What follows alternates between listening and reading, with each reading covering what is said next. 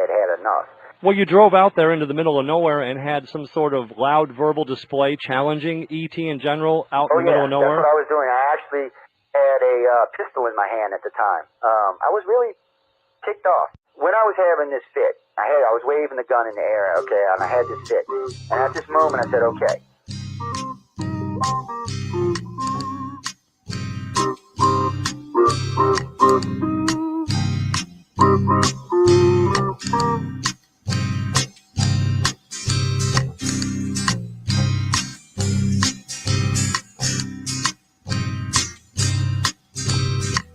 He was a Louisiana man named Montaldo. Folks around called him Six Gun Joe. Worked with ICAR, don't you know? Investigating UFOs. Out for a drive with a gal one night, they stopped to check out the reporting site. When an alien lit right there on the ground, he commenced to throwing his weight around. Now, old Six Gun didn't take too kindly to that kind of thing, especially without Vaseline or anything like that, Seriously. Well, Six Gun looked that critter right in the eye and said, "Any last wish before you die?" Yo, reached for his gun, quick as a twitch, and said, "Fill your claw, you son of a bitch." Now a legend spread across the land about this pistol-waving man. But if you're from space or from Earth below, you don't give no lip to Six Gun Joe.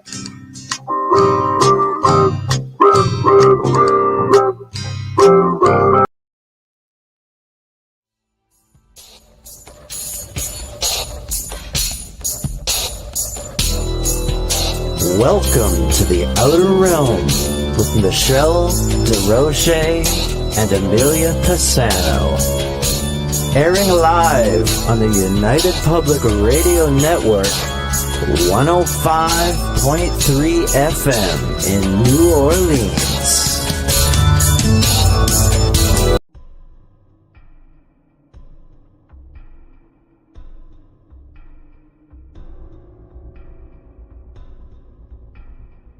Welcome to Don't Whistle at Night podcast, where Navajo legends echo in the shadows. Darren and Dawn will guide you through the sacred fire of native storytelling, where the old stories breathe, the unknown walks among us, and voices, long hidden, rise to be heard. And remember, don't whistle at night.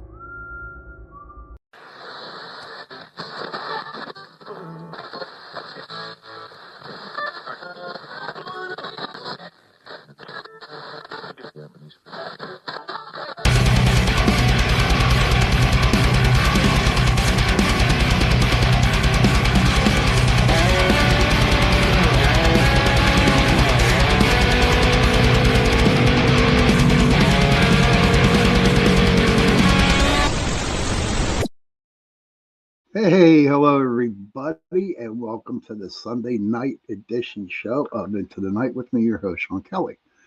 And I have to tell you right now that I was watching the Pittsburgh Steelers-Detroit Lions game. And yes, the Steelers won, which I am so grateful for. I'll tell you what, last minute. Hey, much love to you, Cindy. Kirk, good to see you. Kevin, Metgirl, good to see you, hon. Almost had a couple of heart attacks. You know, I had heart palpitations or whatever you want to call them. But I'm here, so I can relax and knowing that I got my people around here right now. So I'll be okay today. A couple of announcements. I want to thank UPRN Talk Radio, 105.3 Mississippi, 107.7 New Orleans. And also, right after my show tonight, we have Don Yazzie and his podcast, Don't Whistle at Night.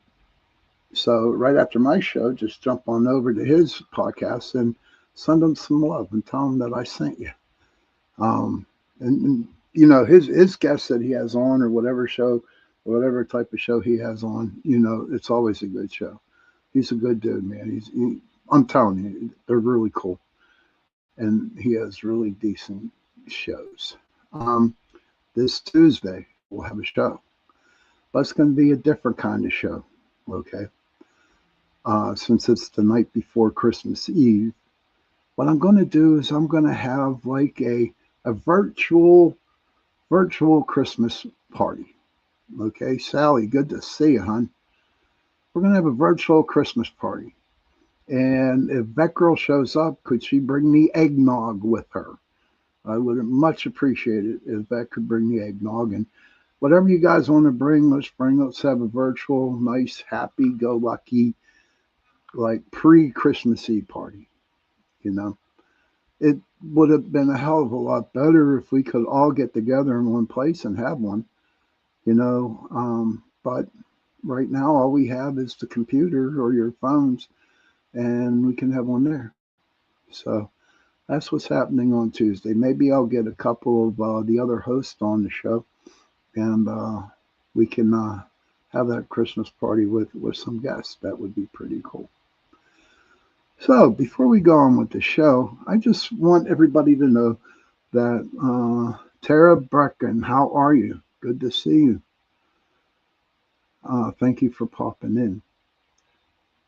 What I want to do is wish y'all, and I'll say it on Tuesday, wish y'all Merry Christmas. You know, and I don't know, this year there you go. That girl says, you know it, I make my nog from scratch. That sounds good. She can cook. She can make stuff. But I don't know. I think this Christmas has been a tough one. In this month or this whole year has been a tough year for me and my family. Okay, I don't know about you guys, but you know, we went through so many heartaches and hurtfuls and hospitals. Oh, the closed captions are right across my face. Oh, I'm sorry, dude. I don't know. It must be that Santa beard that I got. But I'm just glad that this year is almost over with, and see what 2026 will bring us. You know, I can't count my chickens yet because, you know, we're not guaranteed, you know, if we're going to be here tomorrow or not. So, like they say, enjoy the day that you got. So I have a question for everybody out there in the chat, and even out there in all the 160 different countries we broadcast in. What do you guys prefer? A fake Christmas tree or a real Christmas tree? And whatever you type in, you know, please give us the answer why you would have a fake. I'll be honest with you, we've had a fake Christmas tree for about 20 some years now, maybe longer. And the reason why we saved a lot of money. Oh, thanks, Sarah. Thank you. But, you know, for the longest time, I remember when we got a real tree, the last real tree we got, it was so darn expensive. It was unbelievable. And that was 20 years ago. You know, I can only imagine what the price of trees are this time. But I'd like to know, honestly, do you prefer a fake tree or a Christmas tree? I mean, at one point in time when we had the real trees, Gary says, fake, no needles everywhere, fiber optic. Okay, that's cool, Gary. And I kind of like agree with the no needles everywhere. But I will tell you this, you know, our tree at one point in time, seriously, all the needles fell off the fake tree. Kurt says, I would like a real tree. I always had one growing up. It was nice for a family setting. But now I have a fake one for just me and the lady. Plus the cats don't help. That's true. Cindy says fake as my son had allergies. Yeah, I bet you having a tree and having cats is not a really good thing. Not from what I understand. And Tara says, I prefer real trees to fake, but I'm afraid of fire and the cost is ridiculous. So I do a fake now. and burn candles that smell like pine. That's pretty interesting. What we do for our fake Christmas tree, okay, what we do for it is we get these sticks that smell like pine. There's like 5 or 6 of them in a package. And what we do is that we put them in the different areas of the tree, you know, and it really does bring out the pine scent. That girl says real because of the smell. The cats usually leave it alone, but ultimately they try. Whoop, let me get up here real quick here. Oh, it froze. It died. Okay. I tried to get a live one. One time I had a Norfolk Island pine and it kept alive for 4 years, then moved in November. Wow, 4 years. Kevin says, growing up, we always had a real one. I guess I still prefer a real one. Trees are for cats. Well, let me ask you this, guys, ladies and gents. If you could just go in and just buy a Christmas tree just for your cats, have you guys ever thought of that? Seriously. Think about it. I mean, I get your Christmas tree and then put the Christmas tree for the cats by itself with their own bulbs and whatever you want to put on them. And let the cats go to town on it instead of destroying your other ones. Oh, it froze. It died. Okay, sorry about that, Vet. And they don't bring them anymore, so I was thinking about collecting a fir or spruce and keep it year long. That would be sweet, Vet. See, I guess you can do that there in Canada. I know that here in Pennsylvania, they're kind of hard. Tara says, I thought of that because they have cat houses that look like Christmas trees, and I was going to buy one this year, but I forgot. That's okay. You always get one for next year, Tara. Kurt says, my aunt and uncle planted their Christmas tree outside their house when they first moved in their place, and it's still alive today. I think that is like really, really, really cool. Kevin says, my cats have rented the house, so I don't stress about it. It's all kitty safe, and they can go to town all they want. Oh, that's cool. That's cool, Kev. But you know, like what Kurt says, that they planted their Christmas tree when they first moved into their place. And that's cool. You know what I mean? And do they decorate it, Kurt? Do they decorate the tree and put stuff on it? That would be interesting to do. Because, you know, I don't know about you or anybody out there, but what I used to do when I was a little bit younger, okay, and I wasn't so damn tired all the time,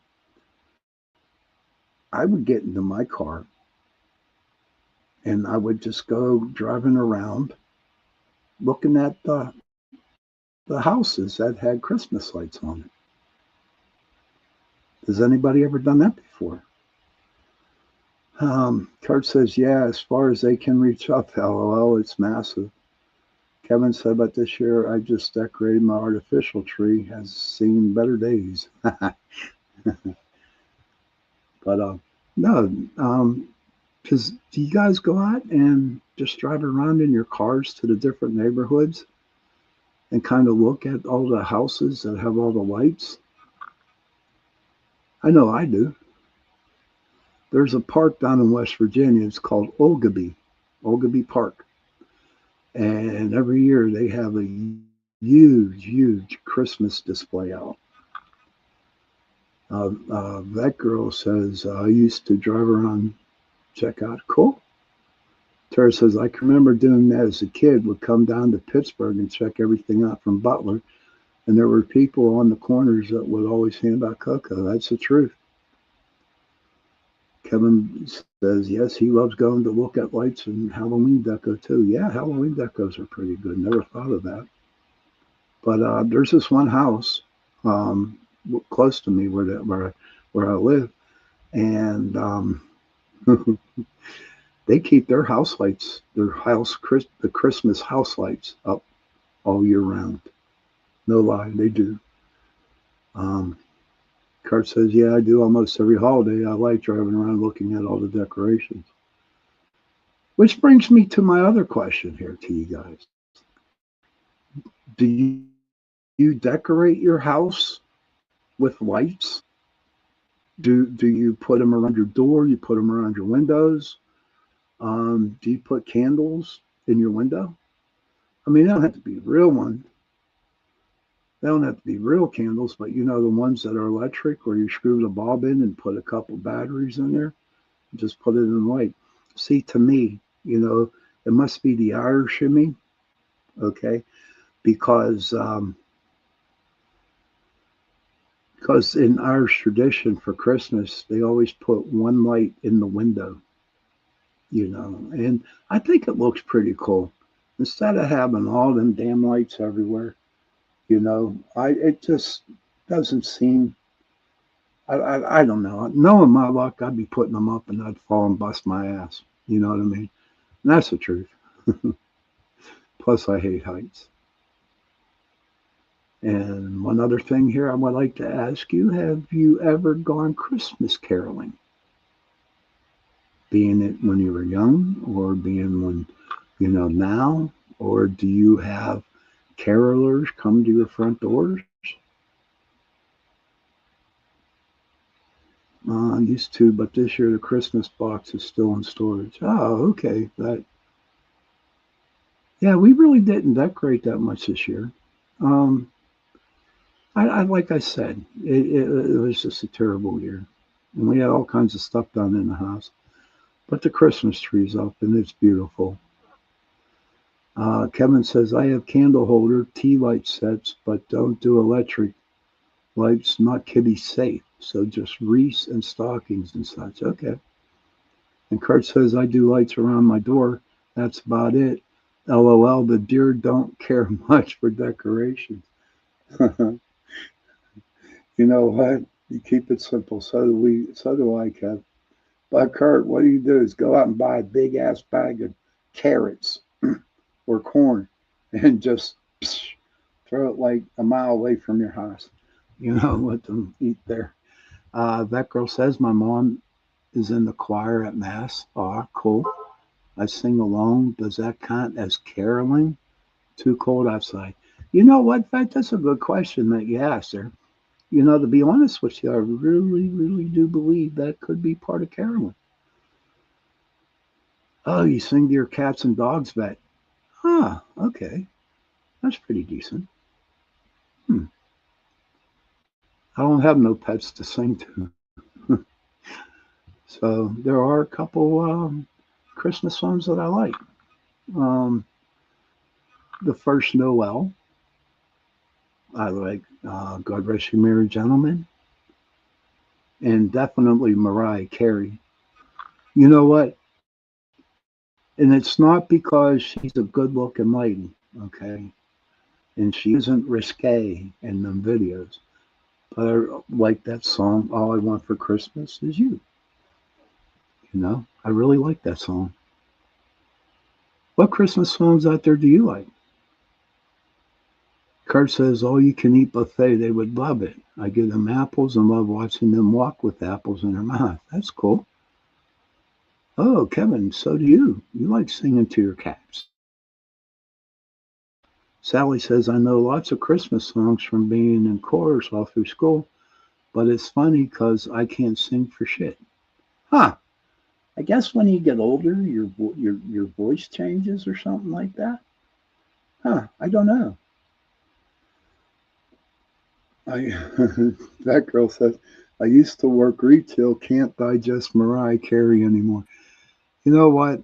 I like the song, so whenever I'm at work, because I'm in customer service too, hon, and whenever it comes on, everybody in the meat room, all the guys start singing it. It's funny. We don't dance, but we sing it. Oh yeah. And everybody in the meat room that I work at, honestly, we all love Christmas songs. Seriously, we all love singing, and there'd be like in July or June, July. Joe Fox, good to see you, buddy. Welcome, buddy. But I know I just love the song. She does, Kevin. She has an amazing voice, definitely, and I enjoy her songs. She has that other song. I forget what it's called, but it's a good. Anytime she sings a song, it sounds great. You know what I mean? But anybody out there, please, in the chat room, what Christmas songs do you like? Silent Night's another one of mine. Please share. Everybody in there share. I'd love to hear what your songs are. Oh, you're talking about Vet Girl's voice. Oh, okay. Oh, okay. I never heard that before. Well, maybe one day she can come on the show and she can sing for us. Would you do that, Vet? Would you do that? That would be nice. But yeah. But Good King Wenceslas. That's a good one. I don't know. You spelled it wrong, and I don't even know how to say it, Kevin. But that's a good song. I don't know. Silent Night, the first Noel, God Rest You Merry Gentlemen. All them, all the old times, all the old time songs. Rudolph, definitely Rudolph, and Frosty the Snowman. When that kicks into my car, when it's playing on the radio in my truck, oh my God, I sing it real loud too. That girl says, "Don't worry, Sean, I'm the loudest at singing. All I want Christmas is you." Yes, you did. Kevin misspelled that pretty bad. But no, I sing. It just, I don't know. I try to make it happy, and I usually am happy. I got good news tonight. My son will be coming in from Indianapolis tonight. I meant tomorrow, and I'm really looking forward to that. We can talk about such fond memories. Yes, Joe. Those are good memories. We had a lot of great memories growing up. A lot of great memories of Christmas.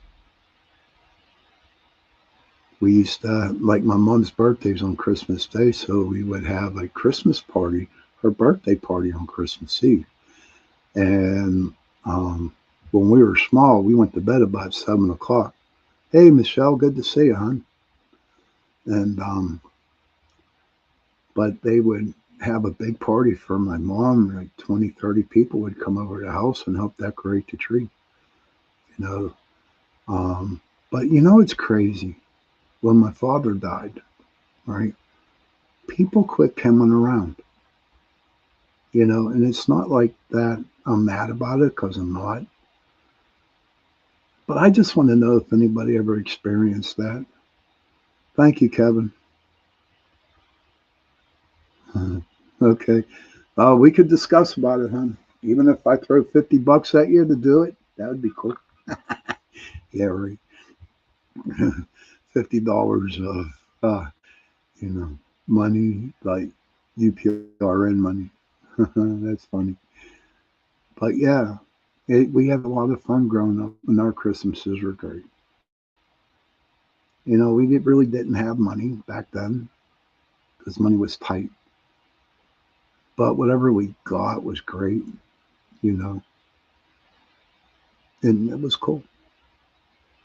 But all the food, all the drinks, all the dancing, all that stuff. It was good. I have a lot of great memories about Christmas Eve. Really do.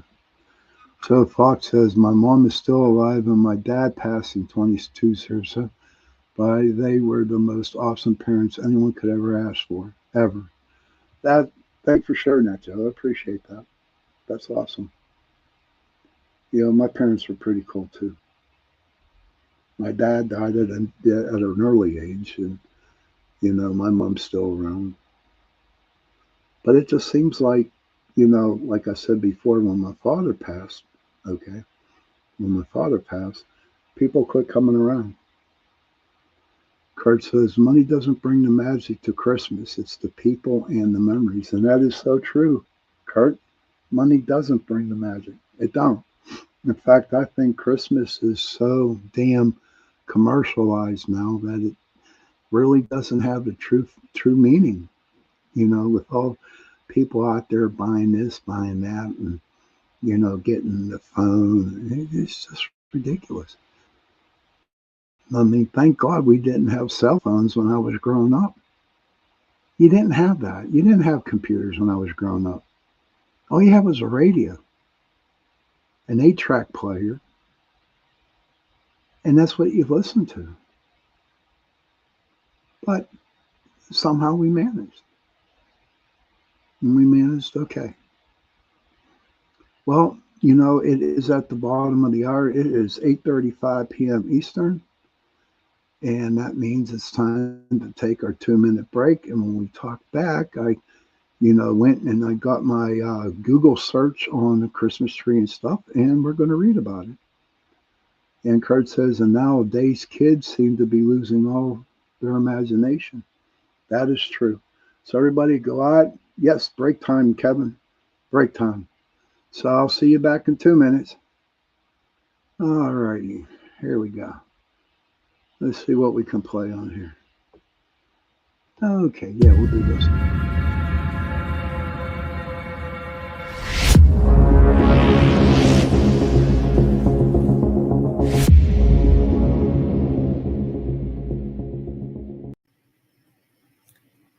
The Church of Mavis Radio Show, Friday nights at 8 p.m., 7 Central, starring Jeffrey Pritchett with his co-hosts Wham and Jay McNicholas, right here on the United Paranormal Radio Network, UPRN 107.7 FM, New Orleans.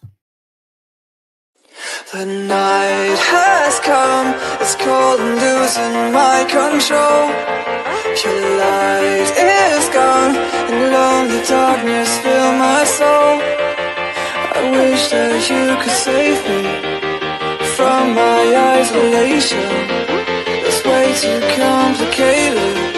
Let's start this conversation. Let's start this conversation. We got no relation.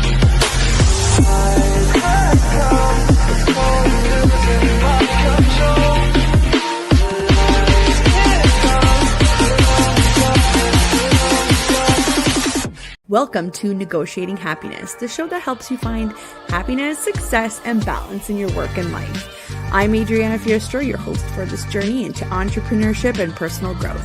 We're broadcasting live on 107.7 and 105.3 FM in New Orleans as part of the United Public Radio Network. We explore the latest strategies, insights, and stories from successful entrepreneurs and experts. From managing stress to building a thriving business, we've got you covered.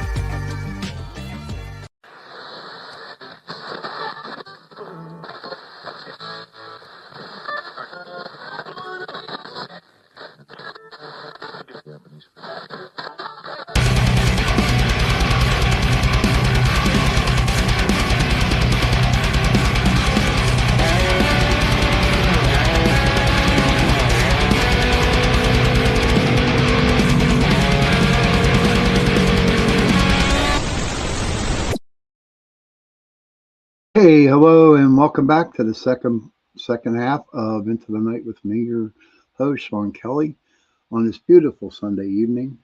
Couple announcements, like, someone says, I don't know that what's going on with that, but I didn't turn off my volume on my phone, so there'll be a lot of dinging coming up, I think.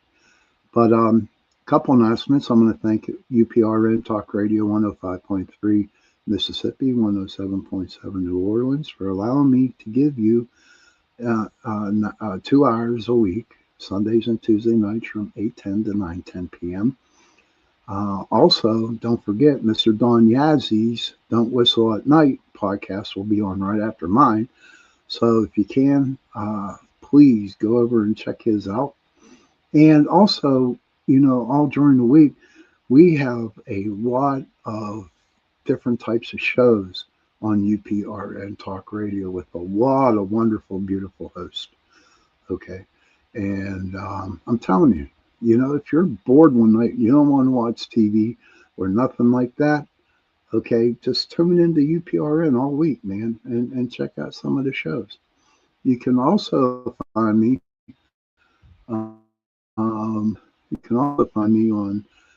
Friday nights on News on the Flip Side. but I have taken off this month and maybe January. But you'll definitely can catch me on the chat, and that's Saturday nights from 7 to 10. Thank you, Kevin. And all kinds of other good stuff. But, you know, we were talking about the Christmas tree in the first half of the show. And what kind did they like? Fake trees? Do they like real trees? Do they decorate their houses? And do they put a lot of stuff on their Christmas trees, you know? And, you know, as I was thinking about this topic, Joe Fox says UPRN has really been an amazing network of shows. Oh, Christmas tree. Thank you, Joe Fox. I appreciate that. So we were talking Christmas trees and, you know, all kinds of little Christmas traditions that you did for Christmas Eve. So I don't know. So right before the show started, of course, I Googled and I got AI overview of some stuff. And you know, I like my AI because they do all the searching for me. You know, I'll be honest with you. I'm lazy a lot.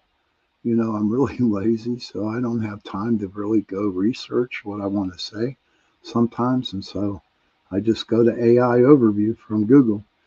So what is the meaning behind Christmas tree? Okay.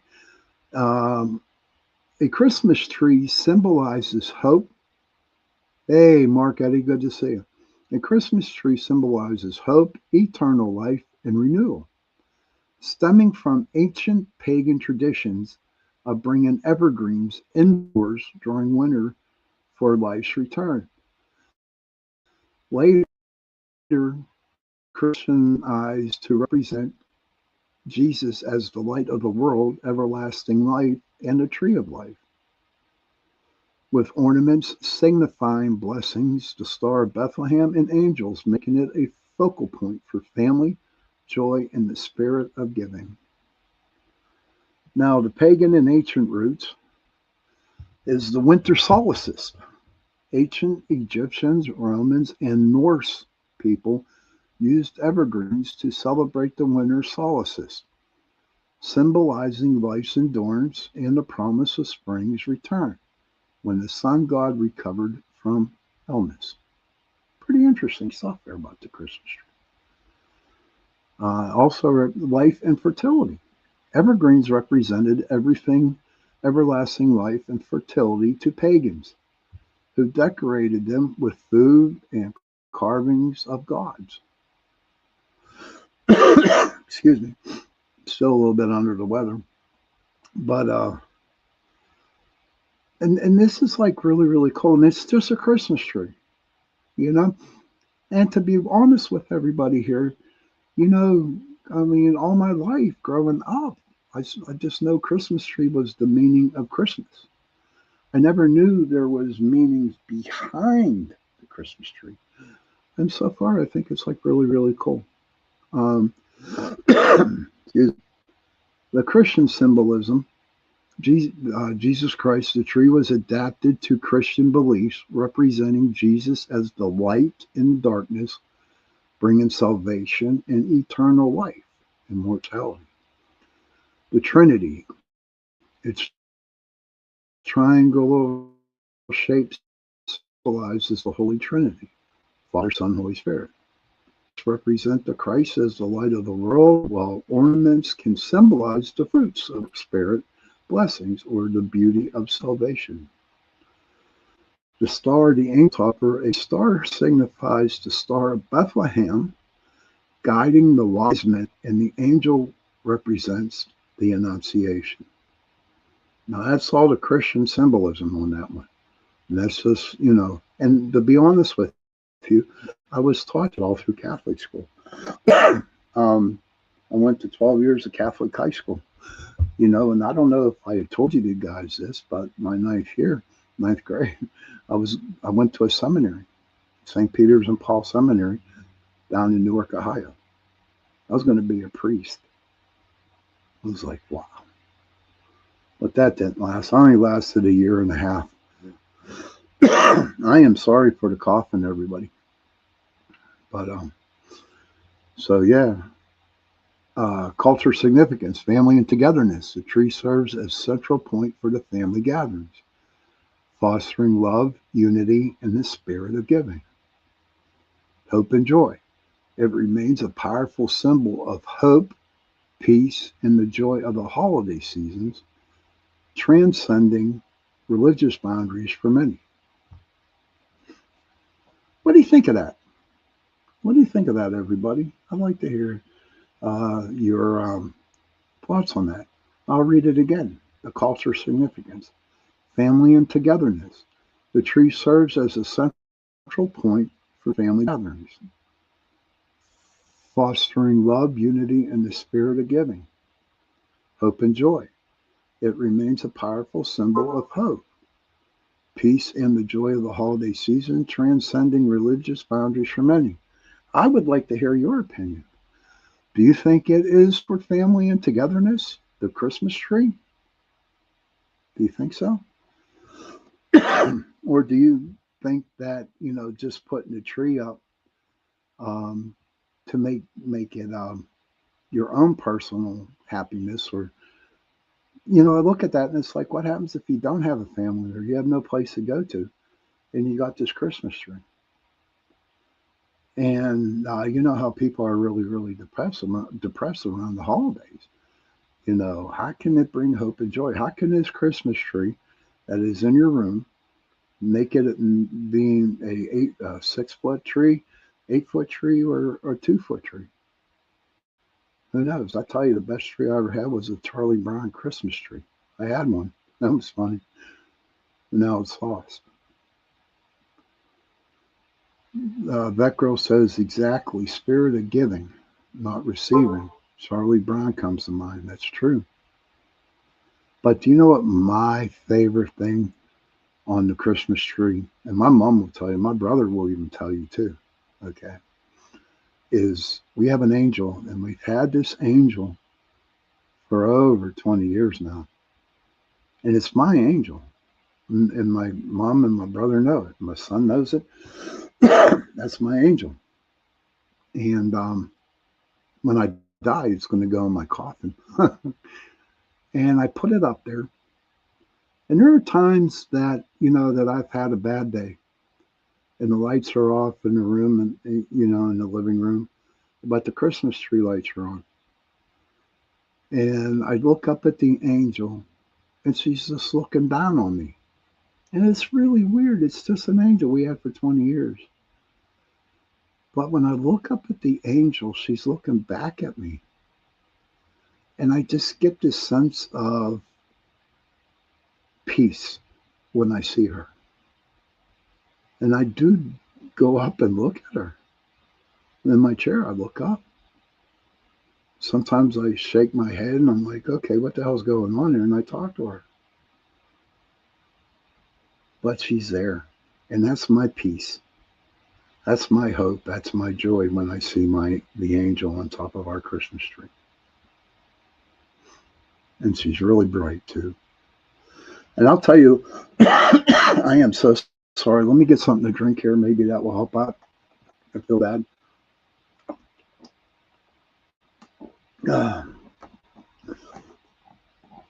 But there are some times that I was sitting in my chair and she might be facing another way. No shit, this is true story. Even my mom saw it. She'd be looking at my mom, right? And I'm sitting to the chair. I swear to God, her head just turns and looks directly at me. Kurt says, I get a good feeling from families gathering around a Christmas tree or the Christmas tree alone. Anyone can stand by one and get positive energy and feelings from it. That's true. That girl says, my angel broke face and hands were porcelain and still haven't found a perfect replacement yet. Saw one, but didn't commit. That's okay. Whatever makes you feel good. If my angel lost the wing, because she has wings, and if one broke, I'd be a little disappointed. I wouldn't be happy, but I'd say, okay, it's still the energy that comes from that angel. And like Kurt said, the energy from the Christmas tree. I mean, you can just see it. You know, if you could take a picture and just see the energy coming away from that tree, you know. And even though it's fake, my tree's fake, but you know what? I don't care. It's my tree, and I love it, and I can feel that. It's been with us for a long time, so I guess I have no doubt in my mind that it adopted the energy that's in the house. That's the way I look at things. It's the way I look at myself. That's the way I look at my tree. Okay, can anybody else share some things while I go find some more stuff here? Okay. Okay, here we go. We got some stuff here. No one wants to share nothing? Oh, don't forget, this Tuesday I'm going to have a virtual Christmas party here on my show. Hey, Joni, good to see you. Don't worry. Don't be sorry, hon. It's okay. I mean, you're here. That's all that matters. That girl says my feathers on her wings were degenerating, so put it aside to rebuild her wings. Procrastinated too long. Cat knocked her over. Oh, I'm sorry to hear that, Vet. Vet, don't forget, this Tuesday, bring the eggnog. You have to bring eggnog for everybody. Kevin says it's for the look of it, Sean. Same about real or artificial. True. Absolutely, Kevin. Hey, DeBronco, good to see you. Michelle. Boy, everyone's coming in. I am so grateful for everybody coming in and listening to the chat. So I also looked up, you know, why is there a star or an angel topper on the Christmas tree? Yes, so Tuesday, eggnog and songs. Remember that, guys. So stars and angels top Christmas trees to symbolize key figures for the nativity story. The Star of Bethlehem guided the Magi, while an angel like Gabriel, were those who announced Jesus' birth to shepherds, represented divine messages connecting the tree's decoration to the birth of Christ. These toppers bring the story to the tree's peak, and the stars signifying guidance and hope, and angels symbolizing faith and divine messengers. Oh, you're supporting my favorite YT YouTube streamer. Well, thank you, dear. Kevin, you work Tuesday, so okay. I don't know. I hope you're not, man. Jump on your phone and pop on it if you're at home. The Star of Bethlehem. The biblical significance, a bright star appeared in the sky to guide the wise men to Jesus' birthplace, symbolizing the birth of the Messiah. The symbolism represents hope, guidance, and the fulfillment of prophecy. Kevin, yeah, listen to that. I'm telling you, dude. I'm telling you, you know, you better be here. Vet's going to kick your butt. You know, the angel. The biblical significance is the angel Gabriel announced Jesus' birth to Mary, and angels later appeared to shepherds in the fields, heralding good news. The symbolism represents divine messengers, faith, and sometimes, according to older traditions, wards off evil spirits. The origin of the tradition, the German roots. The tradition of Christmas trees started in Germany, with early toppers often being a figure of baby Jesus or candles representing stars. Now that's really interesting, where, you know, the candles are representing the stars with the, so that's pretty cool. I just had a thought when I ordered my thought when I saw that. The evolution over time, the angel and the star became popular alternatives, carrying strong Christian symbolism, especially as glass ornaments became common in the 17th century. But see, you know, I look at the origins of their traditions and I see the reason why, you know, everything is supposed to be Christianity. But also, you got to remember too that Christianity took a lot of stuff from the pagans. Okay, they took stuff from the pagans and they corresponded it with the Christianity. So I mean, I'm sure there's people out there that aren't Christians that still have a Christmas tree that still put a star topper on there, a star or an angel on top of their Christmas trees. So I don't know. Sometimes when I look this stuff up, read it, I don't understand how they come up with it. Now, it's probably true. Whatever I just read to you guys. It's probably true. But I believe that they should put a little thing in there about what do the pagans think of the tradition of putting a star or an angel on top of their tree. Kevin says, Christmas week, my schedule is different. Okay. But you better listen to that girl, because she says if you're not there and she's singing, she's going to be mad, dude. You know what I mean? And let me get something else here. And then it's getting pretty close time to go. Getting close to the witching hour. But I also looked up, what is the meaning behind presents underneath the Christmas tree? Oh, man, I'm sorry, buddy. You can always... I hope you're home tomorrow night. Okay, and now I looked up what is the meaning behind having Christmas presents under the tree? And presents under the Christmas tree symbolize love, generosity, and the spirit of giving.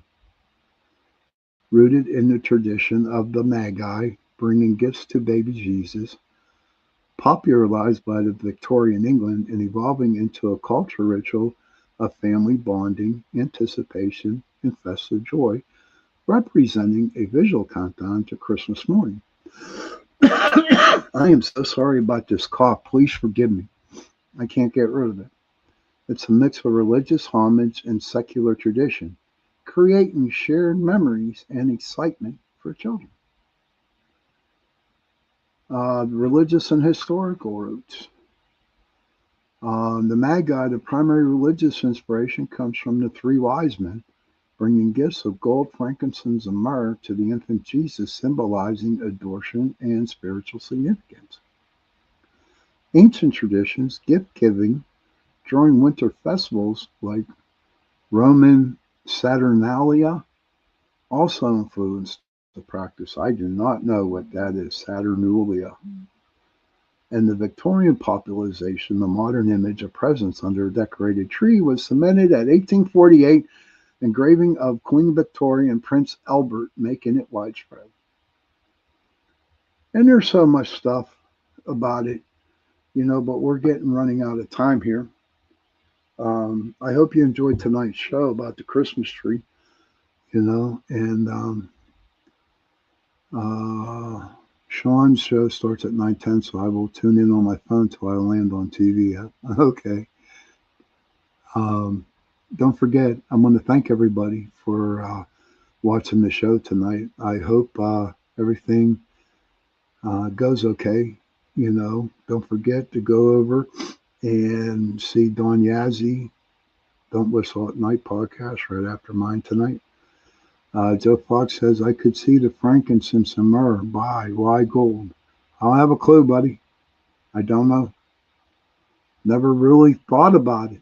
I did not think about it. Maybe it's something I should look up. But so don't forget this Tuesday at 8:10 on my show. Oh, you know what, Sally? That's true. Could Jesus have been an alien? There's a lot of people that think that. He could have been. Sally, I think we're aliens too. So I don't know. That's for another debate. Kurt says, great show, Sean. Great show, Sean. Thank you. I hope you and everyone have a great rest of their day. Yeah, I hope so too. But so don't forget, this Tuesday we're going to have the Christmas party, 8:10 p.m. to 9:10 p.m. here on UPRN Talk Radio. That girl, she's going to bring me eggnog, and we'll talk, have a party, and maybe play some songs or hear some songs. And I don't know, maybe I'll bring a couple other hosts in for just a chat, you know. So, children, if you can, please go to your parents, give them a hug, and tell them that you love them. And parents, please go to your children, give them a hug, and tell them that you love them.